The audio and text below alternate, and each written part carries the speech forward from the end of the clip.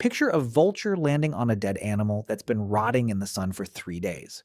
Bacteria crawling everywhere. A smell so toxic it would make you vomit instantly. And the vulture just starts eating. No hesitation, no sickness, no stomach pain. If you ate even one bite of that same meat, you could end up in a hospital, or worse. So what's actually going on inside these animals? By the end of this video, you'll understand the wild biological trick that lets them eat what should kill them. Stay till the end. The last part will completely change how you see nature. Let's start with the obvious question. Rotten meat is dangerous because of bacteria. Salmonella, botulism, E. coli. These bacteria produce toxins strong enough to shut down a human body. So how does a vulture eat infected flesh every single day and just walk away fine? The answer starts in the stomach. A human stomach is acidic, but not that acidic. A vulture's stomach acid is almost strong enough to dissolve metal. We're talking acid up to 100 times stronger than what's inside you right now. That level of acid doesn't just digest food, it destroys almost every dangerous bacteria and virus on contact. Botulism toxin, one of the deadliest substances on Earth for humans, gets completely neutralized inside a vulture's gut. Imagine a fortress so intense that nothing gets through alive. That's basically what's sitting inside a vulture's belly. But stomach acid is only step one. There's something even wilder happening with their immune system.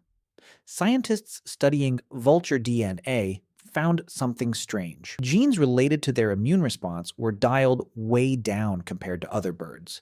At first, that sounds backwards. Shouldn't an animal that eats rotten meat need a stronger immune system, not a weaker one? Here's the twist. A hyperactive immune system can actually be dangerous. If a vulture's body reacted violently to every bacteria it swallowed, that constant inflammation could damage its own organs over time. So instead, evolution took a different approach. Kill most of the threat instantly with acid. Then let a calmer immune system handle whatever tiny bit survives. It's not brute force, it's precision. Vultures aren't the only animals playing this game. Hyenas can crunch through bone and rotting carcasses that would poison almost any other predator.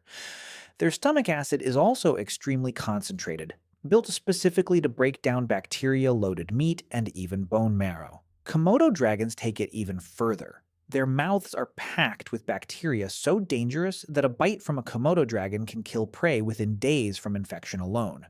And yet the dragon itself never gets sick from its own bite, or from feeding on carcasses crawling with the same deadly bacteria. Its blood contains natural antimicrobial compounds that neutralize the very bacteria it carries.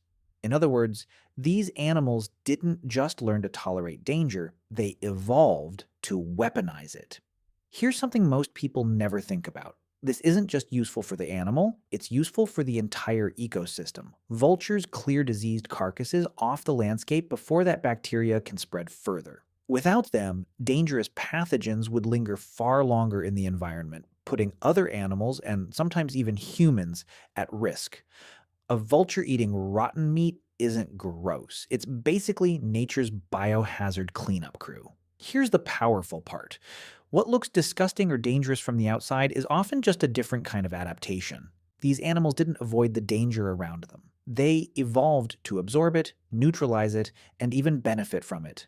And in a strange way, that's a lesson beyond biology too. Some of the toughest environments don't just threaten survival, they shape entirely new strengths that never would have existed otherwise. So the next time you see a vulture calmly eating something that would kill you instantly, remember this. That's not a broken system. That's millions of years of evolution turning a death trap into a dinner table.